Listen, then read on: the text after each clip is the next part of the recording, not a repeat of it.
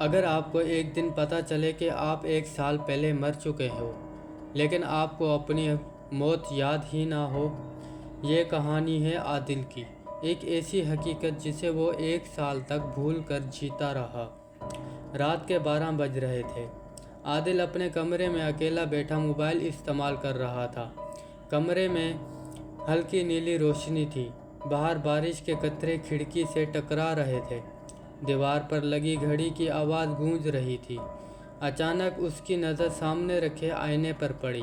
اس کا دل زور سے دھڑکنے لگا۔ آئینے میں اس کے پیچھے ایک شخص کھڑا تھا، لمبے بال، سفید کپڑے، چہرہ دھندلا۔ عادل فوراً پیچھے مڑا، لیکن وہاں کوئی نہیں تھا۔ اس نے دوبارہ آئینے کی طرف دیکھا، وہ سایہ ابھی بھی موجود تھا، اور اس بار اس نے آہستہ سے کہا، "تم سب کچھ بھول چکے ہو۔"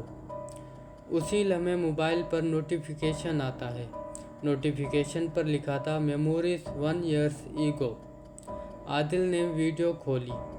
ویڈیو چلتے ہی اسے اپنی حقیقت، اپنا 1 سال پرانا دن یاد آنے لگا۔ 1 سال پہلے کی بات، جب عادل اپنی امی کے ساتھ کھانا کھا رہا تھا۔ امی مسکرا کر بولی، "بیٹا، آج باہر مت جانا، موسم بہت خراب ہے۔" عادل ہنس کر بولا، "امی، بس دوستوں سے مل کر واپس آ جاؤں گا۔" امی نے پھر کہا، "پتہ نہیں کیوں آج دل بہت بے چین، اداس ہے۔" عادل نے جیکٹ پہنی، چابیاں اٹھائی اور دروازے کی طرف دوڑا۔ جانے سے پہلے اس نے امی سے کہا، "فکر نہ کریں امی، 2 گھنٹے میں واپس آ جاؤں گا۔" امی نے دعا دی، "اللہ تمہیں اپنی حفاظت میں رکھے۔" جب عادل اپنے دوستوں سے مل کر واپسی گھر آ رہا تھا تو رات گہری ہو چکی تھی۔ تقریباً 3 بجے کا ٹائم تھا۔ بارش تیز تھی۔ عادل موٹر سائیکل پر واپس گھر آ رہا تھا۔ سڑک سنسان تھی۔ اسی دوران موبائل بجا۔ امی کی کال تھی۔ عادل نے کال اٹھائی، "امی، میں راستے میں ہوں۔" اچانک سامنے سے ایک تیز رفتار ٹرک آیا۔ ہیڈ لائٹ سیدھی اس کی آنکھوں میں پڑی۔ اس نے بریک لگائی، موٹر سائیکل پھسل گئی۔